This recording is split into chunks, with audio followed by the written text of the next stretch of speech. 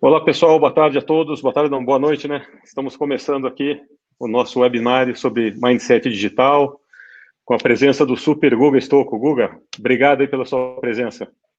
Imagina, é um prazer enorme estar aqui com você para a gente falar um pouquinho aí, né, sobre empreendedorismo, tecnologia, né, tendências e por aí vai. Muito bacana. O pessoal já está chegando aí, a gente teve bastante inscrição, mas em respeito aí ao horário de todo mundo, sei que seu tempo também é precioso, então vamos direto ao ponto. Bom, pessoal, para quem não conhece, para apresentar Guga Stocco, no Stocco não é fácil, o currículo dele é gigantesco. O cara que foi o head de inovação aí do Banco Original, já passou por Microsoft, Buscapé, uma infinidade, é membro de conselho de uma série de empresas, mas para mim eu vejo o Guga não só como estudioso de tecnologia, mas principalmente um cara visionário, mas aquele visionário que explica para a gente de uma forma super didática. Guga, se apresente rapidamente aí, que é tanta coisa que você faz que é difícil falar aqui de uma vez só. Ah, legal, não tive bastante experiência, né? Mas hoje, basicamente, eu estou aí no Conselho de Administração da TOTS e do Banco Original, né? E tem a minha empresa, né? Que a gente faz praticamente investimento. Então, já tem aí 4 fundos de Venture Capital. Então, e muito dos investimentos que a gente vai fazendo acaba colocando a mão na massa também, né? Então, eu sou aquele investidor mais empreendedor que tem. Eu gosto de pôr a mão e ajudar a desenvolver os projetos. Então, acaba tendo um monte de projeto, né, que eu acabo participando. Mas é muito gostoso isso, né? Eu gosto muito e não conseguiria ficar passivo de jeito nenhum. Bacana. Então vamos direto ao ponto, Guga. Todo mundo, vamos pular aquela parte de falar de digitalização, da pandemia e tal, vamos ao ponto. Muita gente aí está perdida, né? E como é que eu digitalizo, por onde eu começo, dificuldades, independente se eu tenho um negócio de pequeno porte, eu já sou um cara que já estou com tecnologia há algum tempo, mas assim, até para quem é tecnológico, mudou. E muita gente aí não sabe para onde vai. Como começar, Guga? Ou fazer corretamente esse processo de digitalização? Legal. Eu gosto de fazer o seguinte, sempre pensar um pouco dentro da tua mente, né? Como estão as coisas. Então, eu costumo falar, às vezes, quando eu dou mentoria, para falar para as pessoas o seguinte: você precisa ver o mundo como ele é e não como você acha que ele é. Então, por incrível que pareça, faz uma diferença brutal. Tá? Por quê? Porque você está, às vezes, acostumado a alguns dogmas. Pô, eu sempre fiz assim, sempre funcionou. Né? Por que não vai funcionar agora? Não vai funcionar agora porque mudou completamente. O seu cliente que andava e entrava na sua loja, agora o que ele faz? Ele tem que entrar online para comprar o seu produto. Né? Então, aquelas empresas que se prepararam para essa mudança, aquela famosa transformação digital, né, que foi feita e levado isso a sério, hoje essas empresas estão surfando uma onda gigantesca. Né? Agora, quando você não fez a lição de casa, né, então, de repente, uma coisa que ia demorar 3 anos, aconteceu aí em 1 mês. Né? Então, aí, obviamente, que é natural que a gente se sinta perdido, falar, poxa, e agora? O que eu faço? Então, primeiro tem que entender, esse é o mundo, tá? O mundo agora, ele está nesse formato. Então, eu preciso entender como ele funciona. Como é que funciona o mundo digital? Então, você sair atrás para entender o mundo, agora, nesse momento que está, é aquele momento que você põe o pé no chão e você olha ao seu redor e fala, bom, entendi. As pessoas estão comprando através de aplicativo, né? Eu preciso ter uma presença online, né? Como que eu faço com o meu produto para ele estar disponível nesse formato? Né? Será que o produto que eu tenho pode ser digitalizado? Se não pode, que estratégia que eu vou utilizar? Ou até mesmo, né, como é que eu faço para segurar essa onda? Né? Então, isso é um ponto importante. Então, entender o teu cenário. Então, é bem estratégia, né, nesse ponto. E o outro ponto é para onde o mundo está indo, né? E como que eu vou preparar a minha empresa para isso. Então, velocidade é muito importante. Tá? Então, a gente vive nesse mundo VUCA. Então, essa velocidade você tem que tomar decisão rápido. Né? E a tomar decisão rápida, às vezes, pode se aprender, não tem problema, mas tem que tomar decisão. Ficar aguardando o governo liberar, as coisas voltarem a ser como eram antes, é um problema, porque só vai voltar o que era antes depois da vacina e depois tiver todo mundo vacinado e olhe lá. Então, a gente já está falando de 1 ano, pelo menos. Então, a gente precisa entender isso. Então, é muito importante ter essa noção inicial. Né? Então, por isso que eu acho importante a gente entender esse mundo. Aí depois entra uma série de outras coisas. Né? Então, por exemplo, o mundo ficou mais pobre. Né? Então, não só o Brasil, todo mundo. Então, o que significa isso? Significa que o seu produto vai ter que ser mais barato e melhor. Olha aí. Então, além de eu ter que entrar nesse mundo novo digital, teu produto tem que ser mais barato e melhor, para você ganhar escala, né? Então, obviamente que o uso da tecnologia ajuda muito nisso, mas, na verdade, você vai ter que mexer um pouquinho no seu modelo de negócio, na sua estrutura de custos, né? Como é que você faz isso? Né? Então, isso é importante também. A gente percebeu outra coisa, né? Que o mundo é mais frágil do que a gente imaginava. Né? Então, antes a gente falava, putz, tem lá aquecimento global, um dia vai acontecer. De repente, vem um vírus e aconteceu. Né? Então, se prepare para ter oportunidades também nesse lado. Porque se o mundo é mais frágil, a gente vai começar a ter compliance nas empresas, a gente vai ter que, quando for criar um projeto, alguma coisa, tem que imaginar que esse tipo de coisa pode acontecer. Em outras palavras, você vai ter que começar a criar empresas antifrágeis. Né? A gente percebeu que as empresas são muito frágeis, quer dizer, elas não duram 3 meses sem capital de giro. Então, o que seria uma empresa antifrágil? Que nem o Nissim Taleb fala no livro dele. Se eu tenho uma rua de restaurantes, essa rua é antifrágil, porque eu posso quebrar 1 ou 2 restaurantes, a rua continua sendo rua de restaurante. Agora, um restaurante sozinho, ele é frágil, né? Porque se ele quebra, não tem onde segurar. Então, como é que eu construo um negócio antifrágil? Se eu estou falando de um varejo, por exemplo, eu tenho um varejo físico, mas eu tenho um online. Né? Então, eu começo a criar essa antifragilidade, eu tenho outros canais, eu estou conectado em plataformas, eu tenho minha própria plataforma, e por aí vai. Né? Então, acho que aqui a gente começa a dar umas dicas, né, para o pessoal. E aí que vê, assim, que habilidade você acha que esse empreendedor, né? Uma coisa, assim, a gente vai falar daqui a pouco de ferramentas, aí, algumas dicas, mas que habilidade hoje, assim, putz, ó, tô perdido, entendi, eu tenho que digitalizar, eu tenho que buscar um canal, entender que a tecnologia não é, a internet não é um canal, a tecnologia passa a ser o core da empresa. Mas que habilidade você acha que, assim, puxa, agora, tô chegando agora aqui nesse mundo doido, acabei de me formar, por exemplo, e vou começar a empreender. Ou já estou empreendendo há muito tempo e tô aqui perdido no tiroteio. Que habilidades você acha que são fundamentais aí para o pessoal começar a ir atrás? Tá, isso é importante, porque pensa o seguinte, quando você teve a Revolução Industrial, o que aconteceu? A grande população, ela trabalhava na agricultura. Com a Revolução Industrial, veio um negócio completamente novo, as pessoas ficaram assustadas, falaram, nossa, e agora? Meu emprego vai acabar, né? Todo mundo fala, pô, a máquina vai acabar com o meu emprego. Na verdade, ela gerou mais emprego do que acabou, então é importante entender esse ponto. Mas óbvio que num determinado período você tem que se adaptar de uma mudança para outra. O que está acontecendo é que está mudando a revolução industrial para o mundo digital. Tá? Então, o Covid acelerou um pouco disso, mas era uma situação que já estava acontecendo. Você tem muitas empresas que vivem 100% digitais que valem trilhão, por exemplo, Google, Facebook. Né? Então, a gente já via esse tipo de coisa acontecer, mas a gente vivia muito preso no século passado. E o século passado foi muito bom, só que ele trouxe para a gente o quê? Um aprendizado voltado para o mundo estático. Então, o mundo estático, eu podia fazer um business plan de 10 anos e aquela coisa acontecia. Né? Então, como eu falei, a contabilidade, como fazer o direito, como fazer o marketing, né, operação, tudo muito trabalhado nisso, e foi isso que a gente aprendeu na faculdade, aprendeu no nosso dia a dia. De repente, para o mundo digital, a gente precisa de novos skills. Tá? A gente precisa começar a entender o que está acontecendo. Então, por exemplo, quando eu falo de inteligência artificial, a inteligência artificial ela vai substituir todo o trabalho repetitivo. Tá? Então, se o teu trabalho é repetitivo, então, por exemplo, você chega todo dia de manhã, preenche uma planilha e envia essa planilha por e-mail para alguém, isso é um trabalho repetitivo. Né? Se todo dia que você vem e aquilo que você faz pode ser substituído por uma máquina, ele vai ser substituído. E numa velocidade muito maior agora, porque você vai, lembra, como empobreceu o mundo, você vai ter que vender mais barato. Né? Então, eu gosto de até falar o seguinte, como você saber se você vai ser substituído por uma máquina ou não? É simples. Né? Quando você sai de férias, se você faz um manual, né, do que você faz e alguém consegue te substituir, significa que esse emprego vai ser substituído. Ah, mas então eu vou ser substituído por uma máquina? Não, não é verdade. O trabalho repetitivo que você faz que vai ser substituído. Você vai ter que fazer outra coisa. Tá? Então, para você fazer outra coisa, você precisa começar a treinar essas outras habilidades. Para você ter uma ideia, em 2030, tem um déficit no mundo de quase 11 trilhões, né, de pessoas, de oportunidades que não vai ter pessoas para suprir. Então, quer dizer, da mesma forma que está indo para um momento que é um perigo, no sentido de, tipo, vai ser substituído, por outro lado, abre o mundo, um oceano azul completamente. Então, primeiro, a gente ouve falar muito do conceito do STEAM, né, que é Science, Technology, né, Arts e Science, Technology, Arts, e Engineering e Mathematics. Então, a gente vai ter que começar a aprender esse tipo de coisa. Tá? Então, é importante, tem que pensar nisso como uma jornada.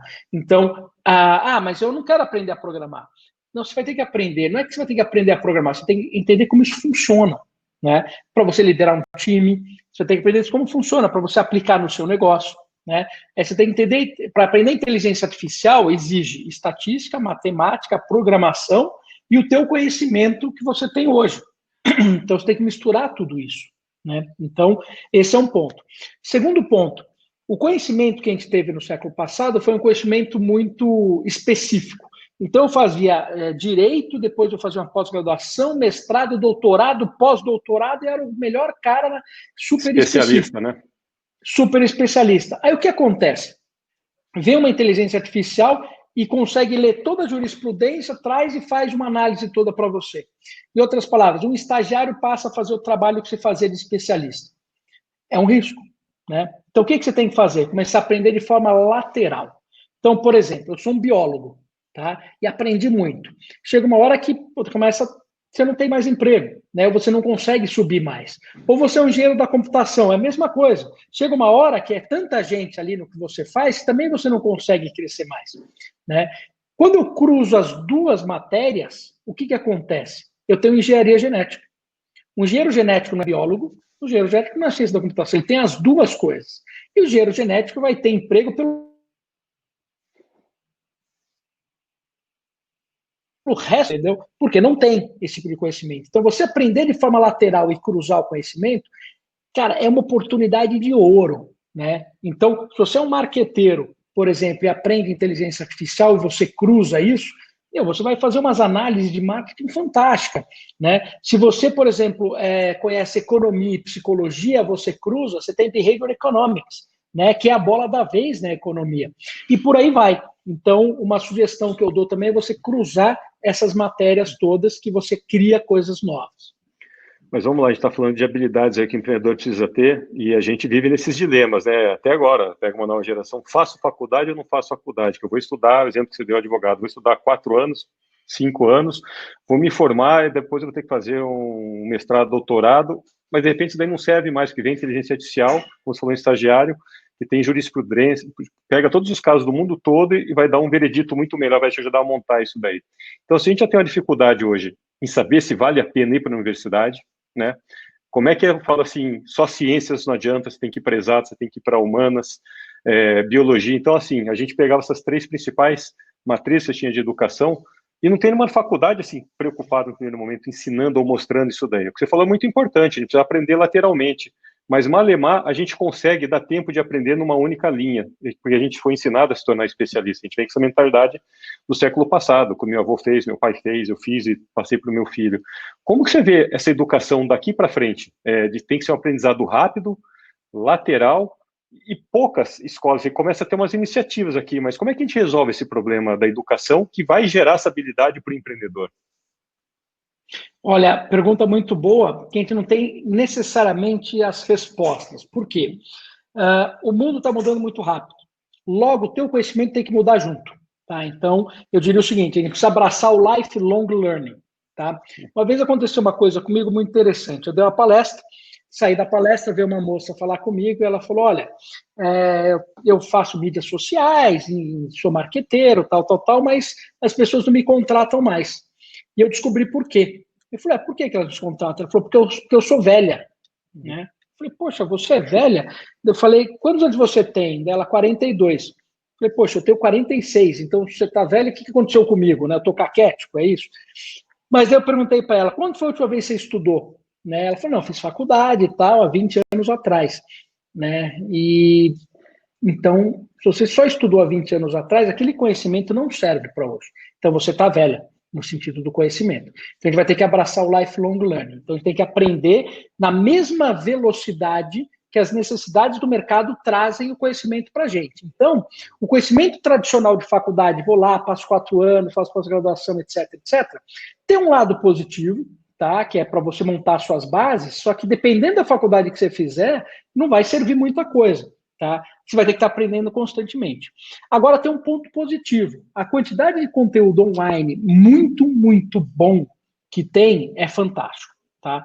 Ponto negativo, tá praticamente tudo em inglês. Tudo em inglês. Né? O que a gente tem em português é pouca coisa. Então, putz, eu não falo inglês. Tem uns hacks para fazer? Tem, dá para pôr no browser, traduzir, etc. Mas seria legal, quem conhece inglês o suficiente para fazer os cursos, você consegue estar continuando e fazendo tudo isso. Então, a minha sugestão é aquele conhecimento que você precisa ter para executar o seu trabalho, tá? E você vá atrás desse conhecimento.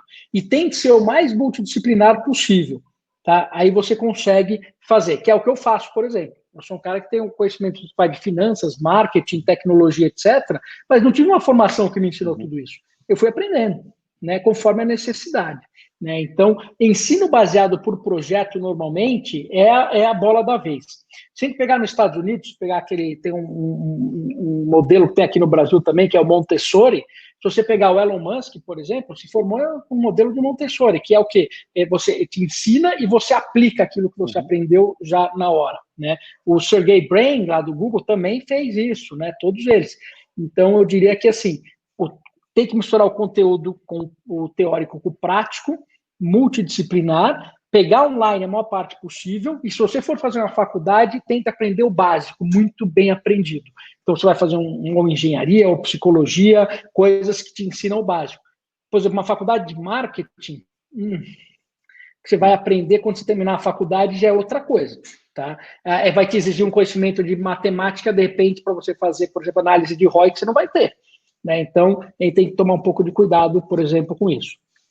Não, é legal quando você fala de long learning, né? De você realmente ter que não parar de estudar, e você deu o exemplo agora do marketing, porque assim, que faculdade te dá? Hoje eu tenho essas ferramentas, X, mídias sociais, enfim, tem algumas estratégias. Daqui a 4 vem o TikTok com uma força violenta aí, e como é que eu uso isso? E às vezes eu não tive isso daí, essa disciplina. Então, cada vez mais, especificamente na questão do marketing, acho que das pessoas aprenderem as ferramentas e testarem muito, porque também a gente vai ficar muito na teoria, né? Deixa eu estudar, fazer um curso disso, curso. E uma coisa que eu sempre levanto é as pessoas aprendem e têm que colocar em prática muito rápido. Você pergunta sobre inovação, muita gente sabe que é inovação disruptiva, dá um monte de exemplo, mas você fala, me dê casos concretos de como você aplicou no seu negócio, no seu departamento. E aí vem, por que as pessoas às vezes têm essa dificuldade em inovar ou querer aplicar as tecnologias? A gente fala, estamos discutindo aqui um pouco inteligência artificial. Será que as pessoas têm medo? A tecnologia foi vendida errado, ele acha que é caro, ele tem medo de fazer um negócio e se frustrar. O que você acha que falta para as pessoas realmente, e para o empreendedor como um todo, né? Você falou de tomar decisão rápida, de um estudo multidisciplinar. O que falta para realmente colocar a mão na prática? Tá, eu acho que existe algumas coisas que a gente herdou do passado que a gente precisa tirar, tá, da cabeça. Então, por exemplo, a gente, na faculdade, no colégio, você foi ensinado a decorar, não foi ensinado a aprender. Então, a gente carrega isso com a gente. Por isso, quando a gente vai aprender matemática, não consegue, porque você decorou matemática. Você quer ver um exemplo? Quem aqui teve que decorar a tabuada na escola? Você teve que decorar a tabuada, você vai aprender matemática, você decorou. Né? Outro exemplo é, você tinha que ler um livro, fazia a prova do livro, e eles queriam que você decorasse o livro. Quer dizer, o que o Joãozinho fez com a Mariazinha no capítulo 2? Se fosse voltado para a criatividade, a prova do livro seria, baseado no livro que você leu, crie uma história. Né? E aí avaliar a criatividade de todo mundo. Mas isso existia por quê? Porque você ia por quê? Você treinava a pessoa para a linha de produção. Na linha de produção, quem decora é bom. Porque você precisa fazer uma coisa, às vezes você tem que fazer um circuitinho, você tem que fazer um sapato, alguma coisa, então decorar é bom e quanto mais rápido, melhor. Né? Então a gente trouxe isso. O que acontece se uma pessoa errar o dia inteiro numa linha de produção? Ele acaba com a produção toda e isso é um puta prejuízo. Então, quando você vai para a escola, você não pode errar. Né, ponto negativo. Então a gente carrega coisas com a gente, um ensino chato sobre decorar e uma parte que você não pode errar. Então fica muito difícil para você inovar se você não pode errar e você só aprendeu a decorar, aprendeu a estudar, não aprendeu a aprender. E o que acontece é que com esse mundo em constante mudança, o aprendizado não é na escola, o aprendizado é dentro da empresa. É todo dia. Né? Quando você monta o seu squad, que vai trabalhar e criar um projeto novo, você tem que sair, pesquisar, entender, aprender e desenvolver aquilo. Né? Então, o aprendizado passa a fazer parte do seu dia a dia.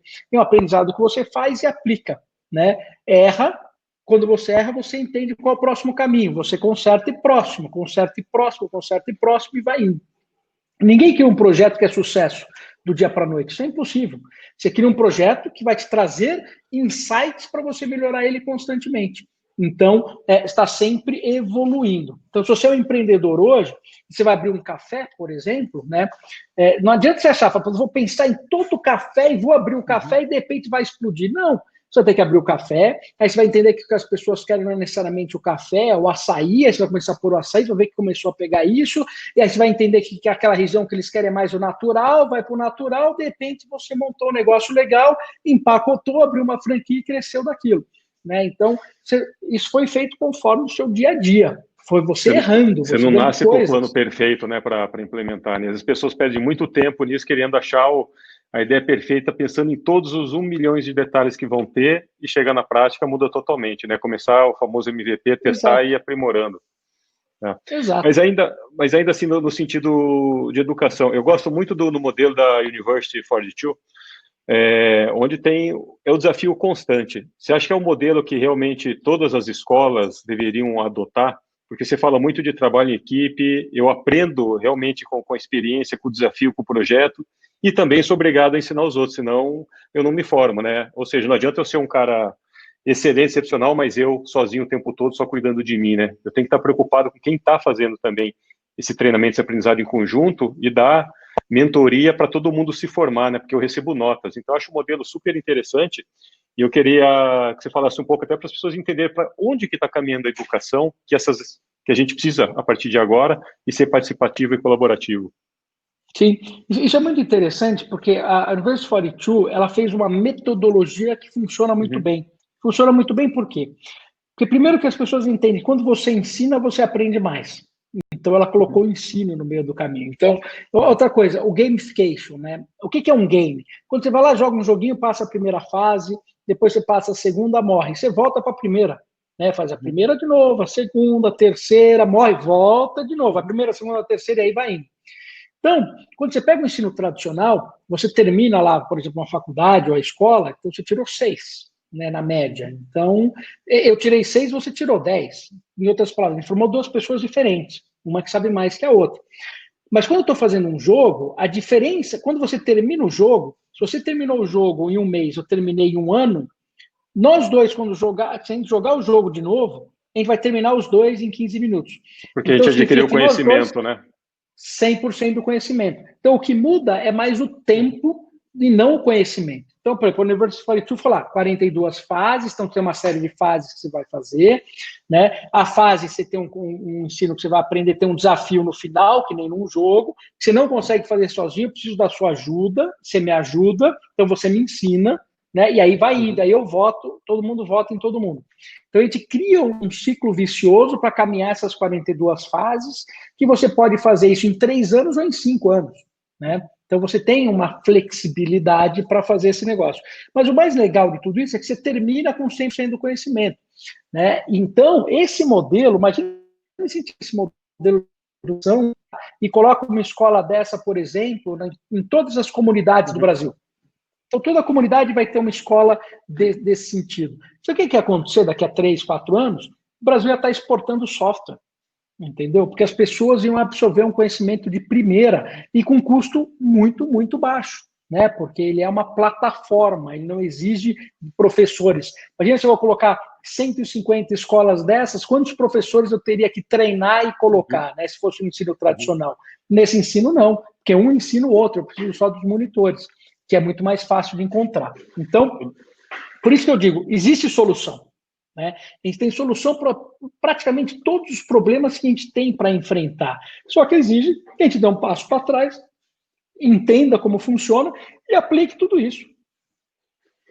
Bacana. Bom, então a gente falou de tomada de decisão rápida, né, da gente digitalizar aí, a gente pode falar daqui a pouco aí de algumas ferramentas, mas a base de tudo é a educação, é o ensino.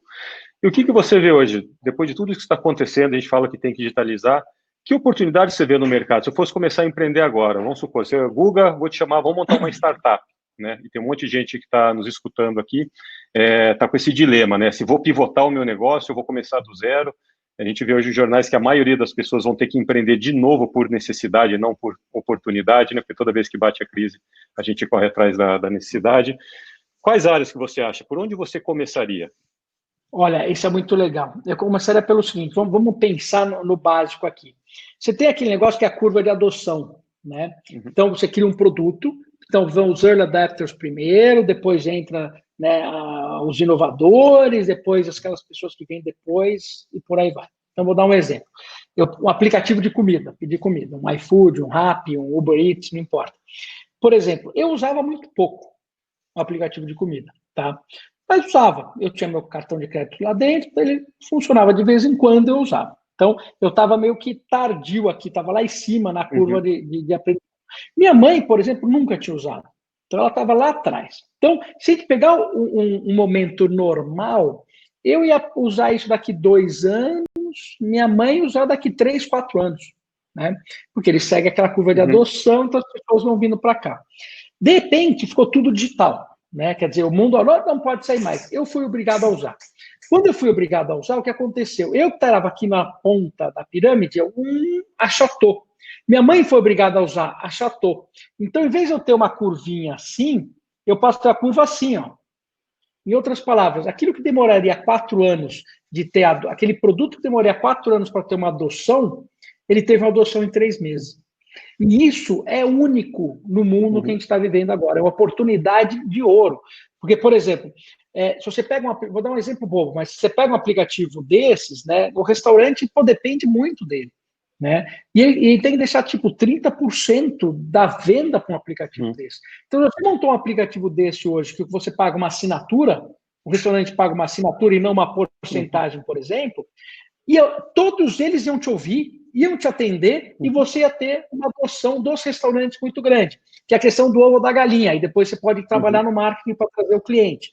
Então, por quê? Porque você resolveu um problema do restaurante dizendo, olha, em vez de você deixar 30% do que você fatura, né, você vai pagar uma assinatura. Outra coisa, olha que interessante, você é um restaurante, aí eu sei, quer dizer, os aplicativos sabem onde é que vende hambúrguer, né? Então, você pode abrir um dark kitchen. O que é isso? Eu vou naquela região e abro só uma portinha que faz o hambúrguer para vender exclusivamente via Uhum. aplicativo. Então, por exemplo, eu estou vendo coworkings de dark kitchens. Né? O Uhum. cara monta um coworking, só que em vez de colocar pessoas, você põe pequenas cozinhas e você vai fazer os produtos conforme vem dos dados desses aplicativos. Então, você consegue abrir um restaurante muito, muito mais rápido. Né? Então, é uma coisa que vem. Então, a gente tem que pensar tudo isso nessa parte digital. Por exemplo, o que a gente está fazendo agora? Né? Se eu pego a parte de educação, você vê, a educação online é a mesma história. Sempre existiu, mas nem todo mundo fazia. Por quê? Porque, pô, eu tenho que parar aqui, tenho que fazer o processo. Se aprendeu a fazer educação online, putz, agora você vai ver que todo mundo Uhum. começa a fazer isso. Você vê pelas lives que tem por aí. Então, educação online também, puta, cresce muito dentro de tudo isso. Né? Eu acho que vai vir toda essa parte de telemedicina também, tem um universo gigantesco, né?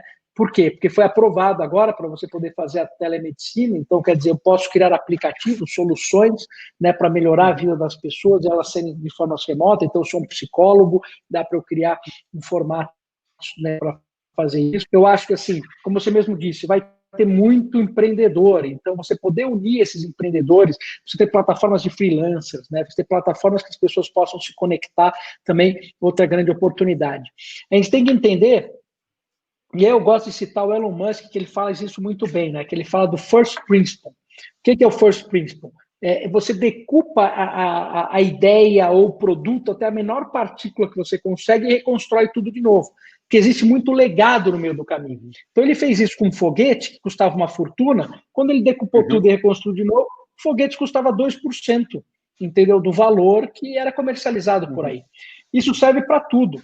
Entre matar um boi e colocar um bife na tua casa, tem 240 empresas no meio do caminho. Uhum. Entendeu? Então, otimizar esse processo todo é uma oportunidade muito grande. Não só em comida, mas isso está em tudo. Então, eu acho que, assim, oportunidades tem um monte. E tente aproveitar o momento da curva de adoção. Né? Achatou a curva de adoção. Esse período vai ser só durante esse ano. Né? Senão depois volta ao normal. Então, crie produtos que você consegue fazer com que as pessoas usem e tentar gerar o hábito delas o mais rápido possível. Não, você falou um negócio bacana, e o conceito, a definição de tudo isso que eu vejo assim, acho que os problemas, né, Guga? sempre existiram. O que muda é a forma de resolver o problema. Né? Os problemas mudam um pouco, né? Então, você tinha um problema de mobilidade, veio o carro, aquela história toda, até chegar no patinete, no Uber, assim por diante. Mas, assim, era um problema de mobilidade, então ele vem se transformando. Você tem um problema de alimentação, você tem um problema de educação. Então, é a forma como as pessoas pensam, os empreendedores, de resolver isso daí. E, obviamente, a gente sabe que a tecnologia é o grande core que vai dar essa escalabilidade para tudo isso. Eu gosto muito do Peter Diamandis quando ele fala de desmaterializar para democratizar a situação, ou seja, né, não preciso estar presente em mais nada, eu não preciso ter um consultório médico, como você deu exemplo da telemedicina. Pô, se eu sou um médico, eu uso a tecnologia, não tenho que ter consultório, secretário, aquela história toda, o meu preço vai diminuir, e eu consegui isso através da tecnologia. E você disse no início, vai ter que cair o preço para tudo, e só através da tecnologia para fazer essa diferença. Isso que eu acho que é fundamental, as pessoas pensarem como é que eu resolvo um problema que é pertinente, por mais novidade, alguém lançou um app ou alguma coisa, você vê que sempre tem espaço, né? Você achava que o Instagram ia dominar, agora já vem o TikTok por cima, você fala, caramba, mas será que tinha espaço? Óbvio que tem, sempre tem essa forma. E é difícil as pessoas falarem, puta, o que dá para inventar, o que dá para eu fazer daqui para frente? Mas legal. Um outro ponto com toda essa questão digital, eu já escutei, em partes, depende do segmento, pessoal falando que o marketing hoje é mais importante que vendas, porque ele vai te trazer quase de mão beijada essa transação, e na teoria você não vai precisar mais do vendedor. Como é que você enxerga isso daí, essa briga? Porque assim, eu não vejo briga, eu vejo que são dois departamentos super importantes, tem que ter um gestor tomando conta dessas duas áreas, né? Mas tem gente que assim radicalizou, por exemplo, esquece vendas, agora é o marketing digital, eu vou ser transacional, eu não preciso mais do vendedor, eu preciso de bons marqueteiros para o meu negócio. O que você pensa disso? Eu acho que assim, sim e não, né? Depende. Eu acho que, obviamente, um produto, quando ele é digital, você precisa, obviamente, ter uma estrutura de marketing muito bem montada. Tá? O teu marketing vai trazer sua venda. Você vai calcular seu ROI, quantas contas você abre, né? Você tem toda uma ciência por trás de tudo isso. Então, é muito mais fácil eu lançar uma campanha e trazer 1.000, 2.000, 3.000 usuários do que eu sair com um batalhão de pessoas na rua, né? E principalmente agora, via Covid, né, e esse mundo, que as pessoas, né, esse contato está um pouco mais difícil. Só que eu já não concordo quando eu estou falando na questão do desenvolvimento de negócio, do business development, né? Então, business development é o quê? Então, por exemplo, eu tenho, num caso específico, eu tenho uma academia, eu tenho uma rede de academias que, por exemplo, tem que fazer toda a parte de aplicativo e etc, etc. Tá? Então, enquanto você tinha lá um vendedor que batia em empresa, etc, e negociava para trazer as pessoas, agora você está fazendo tudo isso via marketing online. Tá? Mas eu tenho um business developer que vai e negocia com uma empresa e fecha, né, 2.000 pessoas de uma vez só, né, ou fecha com uma telco e começa a distribuir isso via, né, a Vivo ou a Oi, alguma coisa do gênero, esse cara vale muito. Né? Então, o que eu diria é o seguinte, o vendedor ele vai ter que se sofisticar. Tá? Ele vai ter que entender como ele resolve um problema, como que ele cria uma coisa muito legal. Então, ele vai ter que ser muito bom para montar uma apresentação, um modelo de negócio, né? E entrar na frente de pessoas graduadas e falar, olha, o que eu estou criando para você é uma solução e não é só uma venda, e isso é mais difícil. Tá? Então, eu diria que vendedor se sofistica, o marketing também se sofistica. Né? O marketing agora eu tenho que fazer marketing online, eu tenho que fazer, né, metas, ROI, eu preciso taguear tudo que eu estou fazendo, quer dizer, é uma ciência nova. Então, eu diria que assim, a gente elevou as duas áreas. Tá? Então, não adianta eu levar o marketing e manter o vendedor aqui embaixo. Aí, obviamente, eu não preciso dele, eu tenho que levantar os dois. Não, perfeito. Legal. Eu vou começar a ler algumas perguntas aqui, o pessoal está mandando, e vou pedir para as pessoas que realmente quiserem, dos temas que a gente está discutindo aqui, de mindset digital, empreendedorismo, e assim por diante, vão postando aqui que eu vou escolhendo algumas. Tem uma que já me chamou a atenção aqui do Thiago. Qual conselho, dica você recomendaria para o pai passar para os seus filhos universitários? Então, sabe que eu me preocupo menos com o filho do que... Eu me preocupo mais com o pai do que com o filho. Tá? Então, dá um conselho para o pai e outro para o filho. Né, não, vou te falar pelo seguinte. Quando você pega, vai, não tanto no universitário, mas eu tenho, sei lá, um filho de 12 anos, 13 anos. Puta, e agora? Onde eu vou direcionar ele? Né? Cara, ele já nasceu online. Ele já conhece tudo, ele entra na internet, ele traz as coisas, ele entende como um jogo funciona, como que administra, ele faz a coisa toda. O que acontece é que o pai às vezes olha para aquilo e fala, pô, não dá. Eu quero, cara, você não pode fazer, isso é brincadeira. Eu quero que você faça direito. Eu quero que você faça outra coisa. Não pode entrar num conflito, porque o pai está pensando o que ele aprendeu na época dele, né? E ele quer repassar isso para o filho. Só que o que acontece é que hoje está tão diferente que, por exemplo, as profissões do futuro provavelmente não existem hoje. Né? Quando ele terminar aquela faculdade dele, que ele vai fazer agora, daqui 5 anos, sair daqui 5 anos, a profissão que ele vai entrar provavelmente não foi criada hoje ainda. Uhum. Então é muito difícil você falar, pô, peraí, mas que profissão que eu não sei? Então, complicou. Né? O que a gente conhece hoje, você trabalha no Office, né? Todo mundo lá no Excel, PowerPoint, etc. O cara que não sabe o Office não tinha emprego, né? Cara, vai ser inteligência artificial. Né? Você vai ter que saber Python, vai ter que saber uma série de coisas. Se você não souber isso, é que nem você entrar no mercado sem o Office. Né? Então não tem, é complicado. Mas, por outro lado, eu diria o seguinte: tenta focar no básico, aquele conhecimento básico que serve para tudo. Entendeu? Então, você vai para o lado humano, por exemplo, filosofia, por incrível que pareça, é uma das matérias mais importantes, porque se tem tanto questionamento, olha o mundo que a gente tem hoje, olha o Harari, né, que fez uma questão, é um historiador e filósofo, que trouxe uma série de questões e virou um ícone, porque o cara falou, peraí, eu trouxe questões da sociedade que nunca eram discutidas. Na Revolução Industrial você nunca discutia nada, você recebia ordens, tá? Agora você precisa discutir. Então, eu tenho um lado da filosofia, um lado da psicologia muito legal, né? Eu tenho um lado da matemática muito importante, né? Você tendo as bases, você constrói o que você quiser em cima. Outra coisa, eu não concordo com esse negócio de eu sou um cara de exatas, outro cara de humanas, porque os problemas não são exatas ou humanas, os problemas envolvem as duas disciplinas, sempre. Então, esse negócio de você dividiu, você complicou. Você vai ser um profissional sem um braço lá na frente. Então, não pode dividir. Então, tente sempre tentar compor isso. Então, de novo, se eu tenho um filho agora para universitário, primeiro tem que saber inglês, crítico, ponto final, e tem tudo online. Manda ver, deixa ele se virar, faz o que você ama, vai o que você gosta. Ah, você gosta de jogo? Faz um. Faz um jogo. Ué, você vai aprender a fazer no jogo, você vai aprender melhor, você tem disponível, vai aprender a programar, você vai aprender gráfico, aprender história para mexer com ele, você vai aprender empreendedorismo na hora que você tiver que divulgar esse negócio. Faz no jogo. Possivelmente trabalhar em equipe, né? Você vai pedir ajuda para outros programadores ou lógico, designers. Porque você às vezes você conhece um pouco de design, mas não sabe fazer um monstrozinho, vai ter que chamar um cara para fazer. Às vezes você sabe programação, mas não é um mega programador, tem que trazer um cara para vir para cá. Aí você já percebeu o seu dom, você é um cara que orquestra tudo, conhece o todo e traz as pessoas. Então, tá vendo? Você não é nem um programador, nem um designer, mas você é o cara que trouxe todo mundo e orquestrou essas pessoas para criar uma empresa de jogos. Né? Então, assim, esse é o ponto. Toma cuidado com conhecimentos que não vão existir. Né? Esse é o ponto principal. Tem uma pergunta aqui legal. Daniel, qual seria para a educação pública no Brasil, tão distante desse universo tecnológico que está sendo discutido? Aliás, esse ano aqui estão arriscados a perder o ano letivo. A gente já conversou no outro papo, né, Guga, sobre isso daí. Porque assim, tem um gap. Você vê, então, o University 42, imagina, é o supra-sumo, né? Como é que fica o ensino público? Como é que a gente...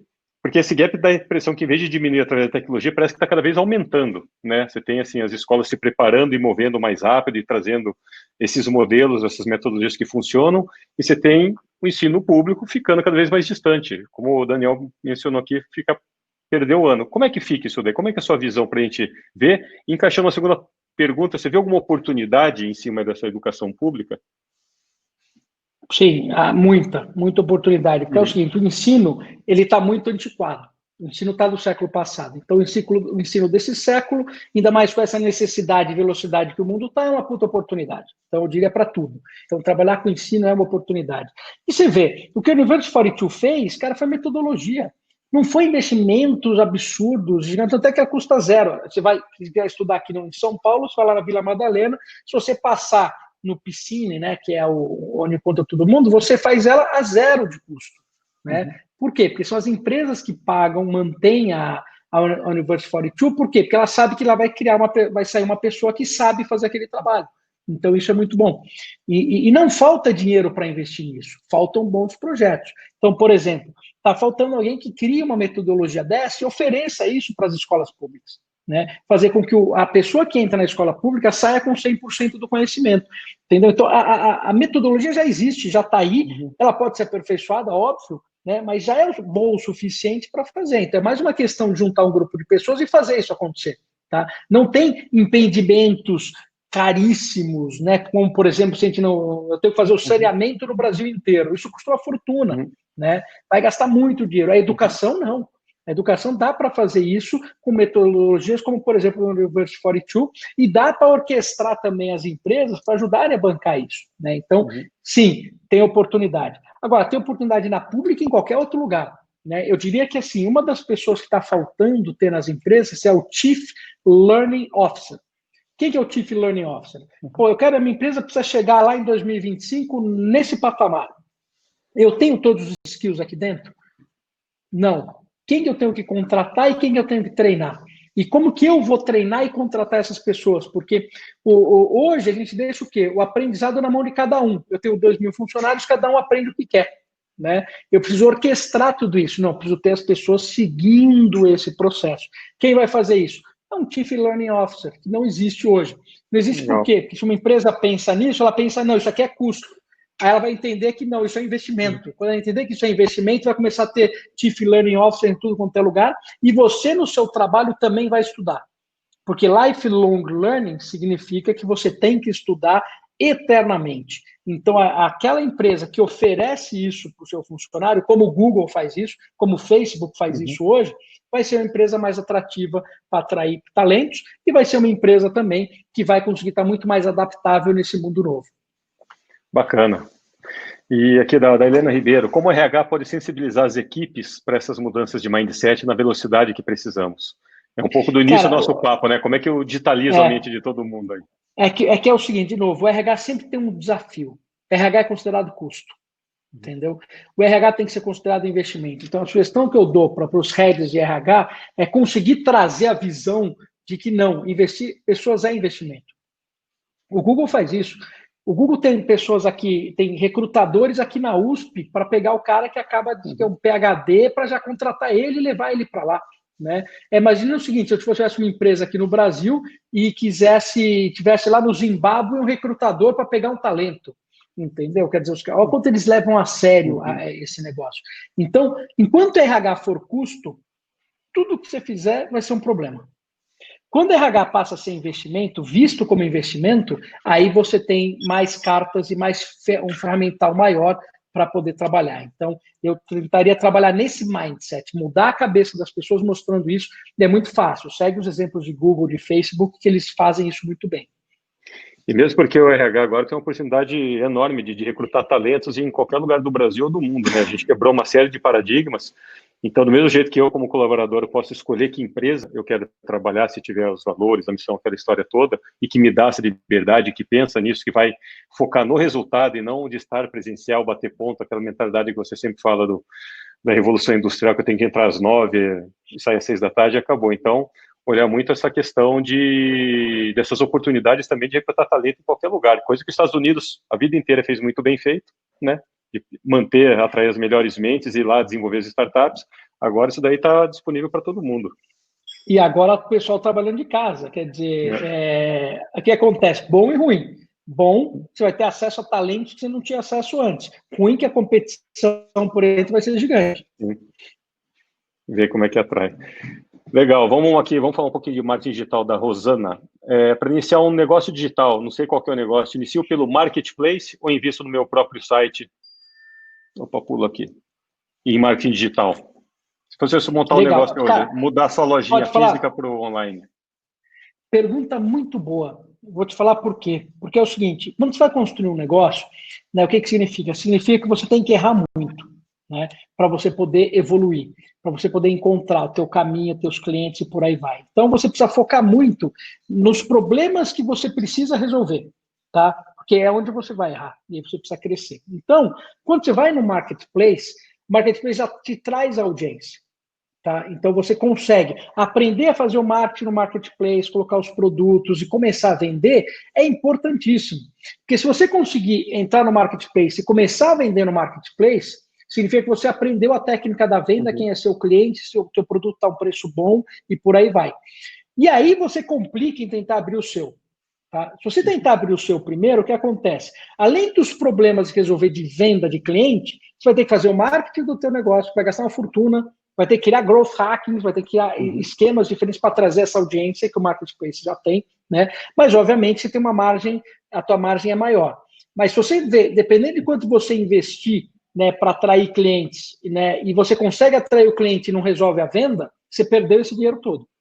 Né? Então, olha que complicado que é. Então, eu sugeriria, né, no marketplace você aprende o seu MVP, tá? Vende lá dentro, fica muito bom, e depois tenta encontrar um caminho próprio, porque o marketplace é uma faca de dois gumes. Tá? Da mesma forma que ele te alavanca, ele pode também te competir com você. Bacana. Aqui eu vou aproveitar uma do Matheus Quadros. A realidade aumentada será um diferencial? Quais tecnologias são relevantes para uma empresa digitalizada? A gente fala muito de tecnologia e a gente vê que tem três grandes vertentes aí, né? Isso porque o 5G nem chegou. A gente fala muito da telemedicina, da longevidade, né? De como a gente vai viver mais e como é que as coisas vão mudar. Mas eu acredito muito, por isso que a própria Flex Interativa, onde a gente foca em realidade aumentada e inteligência artificial. Ou seja, a gente criar essas experiências digitais. Porque hoje, como é que eu acesso um cara que está dentro de casa, como o Google disse, vai voltar ao normal daqui a um ano e olha lá. Então, como é que eu me relaciono com ele? Como é que eu crio essa experiência digital? Então, se usa a realidade aumentada, no nosso caso, para realmente criar aquele efeito, né, mas simplesmente passar uma informação, um treinamento, conteúdo para ele e via a inteligência artificial para coletar dados, né, porque dados é o grande ouro aqui, né, Guga? Então, me fala mais de quais novas tecnologias aí você acredita que são importantes para empresas que já são digitais. Não, sem dúvida. Tanto é que se eu pegar o Oculus Quest, por exemplo, do Facebook, que você não tem o fio, você não compra mais, né? Acabou. Né? Porque veio com a pandemia, as pessoas foram para casa, todo mundo quer ter uma experiência melhor, uma experiência mais imersiva. E essa parte do mixed reality, né, entre a VR, AR, né, e a mistura dos dois, né, cara, isso é uma tendência gigantesca.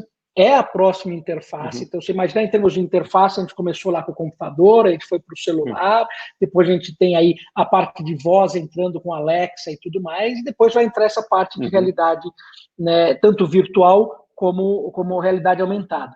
Vale dizer o seguinte, não sei quem está acompanhando, mas eu acompanho esse mercado, né? A probabilidade da Apple já lançar o óculos já é altíssima, né? O pessoal já olhou as patentes, já começou os bafafás, e o Covid acelera isso. E faz todo sentido, né? Você começar a ter uma experiência melhor dentro de casa. Teu treinamento fica fantástico. Você não pode viajar, você vai viajar dentro de casa. Você vai pôr o óculos virtual e vai viajar e vai ter essa experiência. Então, isso é muito grande. Eu diria assim, eu gosto de olhar sempre três tipos de tecnologia que eu acho que é muito importante a gente ver desde o começo, que é a inteligência artificial, blockchain e mixed reality. Quando eu falo de mixed reality, envolve tanto AR como VR. O conjunto de todas aí. O conjunto, porque isso vem. Então, essas três, elas vão mudar a forma com que a gente vê o mundo, tá? E como trabalha. Então, no blockchain, eu vou eliminar todo intermediário. A economia é feita de intermediários, então, cara, vai eliminar muita coisa, vai gerar muito valor em cima disso. Inteligência artificial, trabalhar dados, você começa a ficar extremamente preciso no que está sendo feito, e o AR e o VR é uma nova plataforma de como você interage com o mundo. Tá? Então, essas três coisas são muito fortes. Eu poderia estender, por exemplo, quanto computing, né, 5G, né, ou parte de biotecnologia, etc. Mas é o seguinte, isso aqui já envolve uma infraestrutura, né, para fazer quantum, para fazer 5G, e já é uma infraestrutura, né, biotecnologia envolve a intersecção de dois conhecimentos importantes, que também são tendências fortíssimas, mas blockchain, mixed reality, inteligência artificial é para estar fazendo já, não é para amanhã, entendeu? Isso é para começar a explorar ao máximo, porque você vai ter um impacto muito grande. É legal, só complementando, assim, a própria inteligência artificial, eu vejo como um grande diferencial, que a gente fala que daqui a 5, 10 anos vão ter as empresas que têm inteligência artificial que trabalham, as que não existem mais. Mas não é usar a tecnologia por usar. Porque é bacana, está na moda, eu vou... Acho que, assim, as empresas que utilizam, elas vão coletar tanto dado dos seus consumidores, seus clientes, e vão desenvolver produtos e serviços tão customizados, e quem ficar para trás, você vai ter um anos-luz, você vai ficar muito para trás, não só em relação a custo, automação, mas principalmente de entregar o que o consumidor está querendo, né? Você conseguir desenvolver. Exato. Então, acho que super importante. E vamos lá, mais uma aqui que é legal. Meu amigo Jean Liskovics. Como implementar o mindset colaborativo em indústrias mais tradicionais? Como é que você chega lá para o pessoal que sempre foi assim, sempre fiz assim? Como que a gente implementa esse mindset, Guga? Olha, tem duas opções. Eu já percebi que uma transformação digital, você tem algumas personas das pessoas que estão lá dentro. Tá? Tem uma persona que é o seguinte, aquele cara é contra. Ele é contra porque ele sempre fez aquilo e funcionou. Então, você precisa mostrar para ele como funciona. Então, você precisa ensiná-lo, né? Ele precisa entender. Quando ele entende, ele passa a ser a favor. Tá? Então, esse é um ponto. Então, vou fazer a transformação digital, mas não vou treinar ninguém. Vai ter um monte de gente contra. Esse grupo vai continuar contra. Treinou essas pessoas, etc. Essas pessoas vão entender e vão te apoiar. Tá? 2, tem aquela pessoa que vai olhar, vai falar, peraí, isso aqui é um risco para mim, tá? Eu não quero aprender o novo, então eu vou boicotar. É natural do ser humano, né? Não sei se sabe, mas o mamífero, ele luta 3 vezes mais para defender o seu território do que o atacante. Isso está dentro do nosso DNA. Então, essa pessoa, quando ela vê o risco, ela vai combater o risco, tá? Então, tem que ter um tratamento diferente para esse tipo de pessoa. E você tem um terceiro tipo, que é aquele que vai ser o oba-oba. É isso aí, vamos fazer, tem que revolucionar. Mas ele vai cego, quer dizer, ele não pensa, porque quando está fazendo uma mudança, é muito importante. Você tem um negócio aqui que é sustentável, você está mudando para um outro, você tem uma transição, essa transição tem que ser feita de uma forma muito inteligente. Tá? Então, você precisa trazer muito conhecimento no modelo de negócio e fazer essa mudança. Então, eu diria o quê? Tanto esse que vai lutar contra, como esse que vai falar, oba, eu quero também, é um problema. Né? Então, você vai ter que treinar e algumas pessoas não tem jeito, você vai ter que trocar. Tá? Se você pensar em termos de empresa. Né? Então, para evitar trocar muitas pessoas, tem de treinar ao máximo, né? E trazer esse novo mundo. Só que é o seguinte, eu já vi isso funcionando. Eu já vi empresas grandes, onde você não conseguiu treinar, o cara foi até o último minuto contra. Foi mandado embora, entrou em outra empresa, já não usava terno, usava camiseta, e de repente foi totalmente a favor. É muito interessante isso. Tem pessoas que, quando sai da empresa, só que ele desarma. E aí eu fui pesquisar isso. Né? Falei, mas por quê? Porque aconteceu muito disso. Né? Eu já vi muito disso acontecer. Porque enquanto ele está dentro da empresa, ele está naquele embate, né, daquela coisa do mamífero que eu falei. Ele não quer perder, tem questões de ego, tem questões de segurança, uma série de coisas. Então, às vezes, até um acompanhamento psicológico funciona.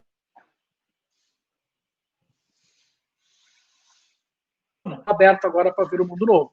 Né? Então, ele põe até a camisa do Google, agora eu sou. Então, é difícil, não é fácil. Tá? Eu diria que. E o segredo da transformação digital está na transformação cultural. Tá? São as pessoas que você precisa transformar. Então, empresas, pessoas te ajudam a transformar essas pessoas de uma forma sadia, você vai ter um sucesso melhor numa transformação digital. Você falou um ponto importante, é muito mais cultural do que digital, né? Você explicar para as pessoas, treinar, você vê. Acho que tudo que a gente conversa aqui, né, Guga, tudo passa por aprendizado, por conhecimento, por educação, né? Não tem jeito. Tudo que é top-down é mal feito, tudo que é vendido, de uma certa forma que você falou, o ser humano tenta se defender. Então, tudo é um processo educacional, não só na escola, mas principalmente aí dentro da empresa. E como é que você identifica, só para complementar e depois eu vou fazer uma pergunta aqui do Thiago, como é que você identifica as melhores pessoas numa empresa? Vamos supor, o Guga, você é o consultor, vou te contratar aqui para vir para a minha empresa. Como é que você identifica essas pessoas que são esses líderes da transformação que conseguem não só motivar, mas explicar, independente do cargo que ele ocupa? Você tem um processo para isso daí? Cara, eu não tenho um processo para isso, mas, obviamente, consegue facilmente entender. Porque quando você coloca um desafio, né, do novo, você vê que tem pessoas que gostam, né, de serem desafiadas e ela vem. E quando essa pessoa gosta de ser desafiada e ela convida os seus colegas para esse desafio, para ajudar ela nesse desafio, esse é o líder. Esse é o cara que vai conseguir coordenar o squad, esse é o cara que entende suas limitações e vai buscar, através das outras pessoas, complementar aquilo que ele não tem. Então, você começa a identificar essas pessoas. Então, o que a gente precisa entender é o seguinte, é que antigamente, como a estrutura hierárquica em muitas empresas ainda eu tenho o presidente, diretor, vice-presidente, vai dividindo em hierarquia, para você subir, você tem que ser político. Né? Então, os bons políticos fazem um relacionamento, sobem. Agora é por competência. Né? Então, é por projetos e desafios. Então, por exemplo, só o fato de quem está trabalhando no home office, você vai ver que já está mudando tudo, porque aquelas pessoas que trabalham por projeto, que fazem acontecer junto, conseguem se destacar.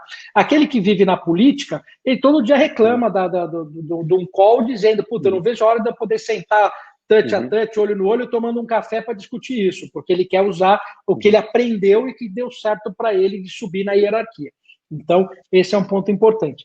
E eu diria, até acrescentando no item anterior, o analfabeto do futuro é aquele que não sabe desaprender. Porque aprender você vai. Uma hora você vai chegar e falar, cara, não tem jeito, perdi um emprego, sou obrigado a aprender. Você vai e aprende. Tá? Agora, desaprender, tem pessoas que não podem não desaprender nunca. Porque desaprender é como mudar de religião, é como mudar de time de futebol, é como mudar, é você trocar os dogmas que você tem na cabeça, que todo mundo te ensinou, e tem que falar, cara, isso pode ser diferente, você tem que aceitar. Né? Então, isso é muito difícil. Né? Partido político, vou trocar de partido político. O cara prefere morrer. Né? Então, só que, assim, você precisa ver o mundo como ele é, o que precisa ser feito, e aí você tem que se adaptar.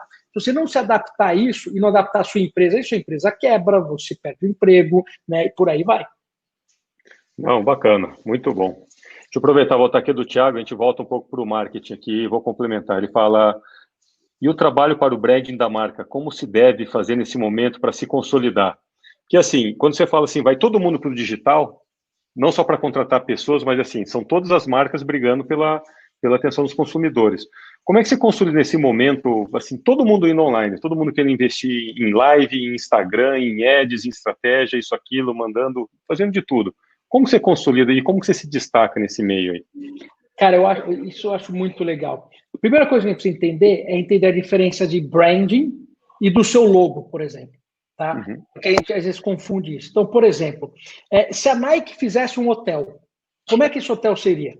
Né? Você consegue imaginar, puto, hotel que tem performance, que tem isso, que tem uma série de coisas, tal, e você vai indo, certo? E se o Hyatt fizesse um tênis, como é que seria o tênis do Hyatt? Puta, complicou, né? Sei lá como é que seria o tênis do Hyatt. Não sei. Em outras palavras, você vê, o Hyatt não tem um branding, ele tem uma marca, e ele bate em cima da marca, mas você não entende o que é aquilo, né? Então, por exemplo, o Red Bull... Não tem um arquétipo, né, os arquétipos do marketing. Exatamente. O Red Bull não vende um líquidozinho ruim. Ele vende lifestyle, tá? O Starbucks vende a sua segunda casa, né? O CrossFit, ele não vende, aqui vai ficar marombado. Não, ele vende o estilo de vida, uma comunidade. Então, o branding agora começa a valer muito. Porque a gente fica batendo em marca, fiz 500 lives, não sei o quê, não foi. Pergunta é, cadê as expectativas, as memórias, as histórias, os relacionamentos, né? Você precisa criar essa alma que está por trás. Aí você pode usar, sim, as ferramentas do digital para criar essa áurea toda do lado, né? Então, por exemplo, se eu falo da Apple, que é um exemplo que todo mundo pode fazer, e se a Apple fizesse um carro, né? Você já imagina como seria o carro da Apple, né? Agora, por isso que é importante a gente trazer isso. Então, branding agora, ele ficou muito mais psicologia, pessoas, criação de história, storytelling. Você fazer as ferramentas digitais para criar storytelling é fantástico. Você pode criar com uma série de formas diferentes. Você tem na sua mão vídeo, áudio, imagens, acesso a pessoas, ferramentas diferentes, AR, por exemplo, né? Um trabalho até do que você faz, cara. Quando você imagina, eu recebo aqui uma cartinha dizendo uma coisa, quando eu abro o negócio, uau, puta, tá expressando, né, o que você faz como marca, como tudo. Então, primeira coisa é essa, diferenciar branding de logo, né, de marca, né? Você precisa construir o seu brand. E aí, obviamente, que envolve storytelling, envolve uma série de coisas que você tem que fazer. Bacana, é um pouco do que a gente falou, né? Conjunção aí, não adianta você só entender de marketing, né? Você tem que saber das ciências, você tem que saber de exatas, de humanas, de biológicas, como você mencionou aí. E essa é a dificuldade, a gente vai sempre ficar nessa história de como é que eu aprendo de forma rápida, para que lado que eu vou e como é que eu aplico aqui no meu negócio. Mas eu acho que a gente vive num momento único aí, né, Guga? Se você falar que a gente tem mais, não digo um ano, mas que você tem, se a gente comentar 2, 3 meses que a gente está vivendo aí de pandemia, quem fez a lição de casa, se preparou, está estudando, por mais que você estivesse na estaca zero, né? Estaca zero. Mas entendeu para onde está indo esse novo modelo e quais os conhecimentos que eu tenho que ter, preparou, motivou a sua equipe, com certeza vai ter uma grande chance aí daqui para frente, né? Porque eu já escutei gente falar assim, eu já escutei isso de verdade, de empreendedor, de qualquer jeito ferrou porque o mercado fechou, e se for todo mundo para online vai ser super competitivo e tal. O cara está sempre focado no problema, na crise, né? Não olha na oportunidade. E a gente que discutindo uma hora, eu vejo assim, o tempo é curto, assim, a gente tem 1 bilhão de oportunidades para discutir em tudo quanto que é área, né? Basta a pessoa ter esse mindset digital que a gente está querendo cutucar aqui, né? Sem dúvida nenhuma. E eu diria que para o empreendedor é isso. Vai ter que aprender muito. Mas vai falar, pô, e agora? Tá até um desespero. Não, mas também conectar pessoas que sabem também é uma arte. Né? Então, você quer montar uma empresa, você trazer pessoas muito boas com perfis diferentes, isso é uma arte. E você aumenta a tua chance de sucesso e muito. Então, tem muito empreendedor que não precisa ser um mega especialista em nada. Ele precisa conhecer um pouco de tudo para poder ter visão, entender tendências e tudo mais, vai saber trazer pessoas boas do lado dele, né? E aproveitar o conhecimento que essas pessoas têm. Tem uma coisa que a gente fala, não sei se você concorda, Guga, porque assim, o empreendedor é o cara que resolve problema, a gente está aqui para resolver problema, né? E ele vinha assim sempre, como eu resolvo esse problema? Então ficava nisso, ele ficava lá dias, semanas tentando resolver tal. E a grande verdade é quem pode resolver esse problema. E esse quem pode ser pessoas, que hoje você pode recrutar em qualquer lugar, dentro de casa, da sua equipe, ou buscar fora. E a tecnologia também pode ser um grande resolvedor desse problema, né? Então as pessoas têm que mudar, de novo, a gente fala muito de mindset, de parar de falar só o como, é quem. Porque às vezes não vou conseguir resolver todos os problemas, e não vou mesmo. E tem um cara lá sentado que não deu oportunidade, entender que eu, como gestor, eu posso trazer uma pessoa para resolver isso daí, que tem mais capacidade, mais competência, né? E aí sempre vai aflorar a questão do trabalho em equipe. Como que você enxerga isso daí? Exato. Não, esse é, de longe, o mais importante. Porque por isso, quando você fala hoje, quando você vai montar os squads num time de produto, por exemplo, multidisciplinaridade, uma pessoa que consegue coordenar essas pessoas que têm conhecimentos diferentes e coordenarem com um objetivo em comum, né? Então, esse é o papel do líder, né? A diferença é que você passa a ter líder na tua empresa inteira. Você não passa a ter aquele líder que você está seguindo cegamente, você passa a ter líderes né, em todos os squads, né, que você está criando, em todos os produtos. Você tem que ter esse perfil de liderança. Então, não é para todo mundo, mas quem tem o perfil consegue coordenar. Tem aquele cara que gosta de focar e trabalhar em cima de um algoritmo. Também funciona. O cara que gosta de desenhar, aquele cara que gosta de olhar o todo. Tem para todo mundo. Então, é importante coordenar tudo isso. Agora, quanto mais você conhece tecnologias, modelos de negócio, metodologias, mais fácil é para você coordenar as pessoas. Né? Porque de nada adianta você ser uma boa pessoa, super legal, etc., inspiradora, mas você não consegue coordenar todo mundo e não consegue entregar o produto. Né? Não consegue entregar o seu negócio. Então, isso exige disciplina, e não é fácil. Exige realmente que a gente aprenda muito. Outro ponto importante, quando a gente fala de squads também, é o seguinte: você precisa misturar pessoas. Tem que ter homem, mulher, jovem, velho, né? Cada um tem um perfil diferente. Quanto mais multiplural for a sua equipe também, maior serão os seus insights. Tá? Então, isso é importante também. Não, perfeito. Guga, ficaria mais 20 horas conversando com você aqui, porque assim, a gente tem assunto para discutir, ideias, para trocar insights, as perguntas das pessoas aqui também super bacanas. Mas para a gente encerrar, eu gostaria não só agradecer a sua presença, o seu tempo, mas principalmente se desse considerações aí finais, alguma dica, alguma mensagem para o pessoal. Acredito que você é um cara super otimista aí como eu. Deixar a sua mensagem aí, um canal aberto aí para sua última consideração. Eu acho o seguinte, a gente sempre acha, como o mundo está muito rápido, a gente está sempre atrasado. Né? Na verdade, a gente não está. A gente tem hoje, até por causa da pandemia e tudo mais, a gente tem uma oportunidade muito grande para a gente reaprender por nós mesmos. Né? Quem é o novo Guga? Eu estou fazendo isso comigo agora. Quem vai ser o Guga daqui a 3 anos? Tá? Ele vai ser diferente do Guga que foi nos 3 anos passados. Então, eu estou mudando uma série de coisas, né, e estou batalhando para mudar, né, constantemente. E essa jornada ela é gostosa, ela é boa. Então, use esse momento, né, que você está aí enclausurado em prisão domiciliar para se transformar e fazer o que pode ser você no futuro. Eu gosto de chamar isso de design yourself. E você faz design de serviço para empresas, faz para você mesmo. Faz isso que você vai perceber. Né, que você trabalhar um dia, separa um dia da sua vida e desenha qual vai ser a sua vida amanhã, o que você tem que aprender, onde você quer chegar, o que você gosta, não gosta. Você vai ver que vai valer muito a pena.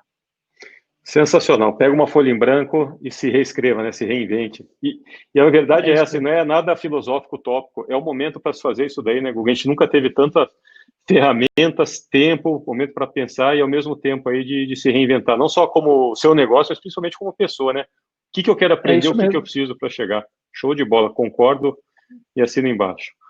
Bom, pessoal, Agradeço a presença de todos vocês, obrigado pela participação, pelas perguntas, sempre contente aqui com todo mundo querendo aprender. Toda vez que converso com o Guga, aprendo demais, né? Acho que é aprendendo sempre. Guga, obrigado pelo seu tempo. Espero em breve de novo te chamar para um novo bate-papo. Aí que cada vez mais esse seu conhecimento vai ajudar a cabeça de todo mundo, dos empreendedores, aí a mudar esse mindset. O cara que foi o precursor, super importante, Banco do Digital. A gente nem conseguiu falar, né, de Open Bank, né, Guga? Mas vem coisa por aí. O Guga, sim, está anos-luz na frente, mas ele consegue voltar para a terra e explicar para a gente de uma forma super didática aí. Obrigado mais uma vez pelo seu tempo. Obrigado, pessoal. E até a próxima. É isso aí, um abraço. Abraço, pessoal. Até. Obrigadão, Guga. Até mais.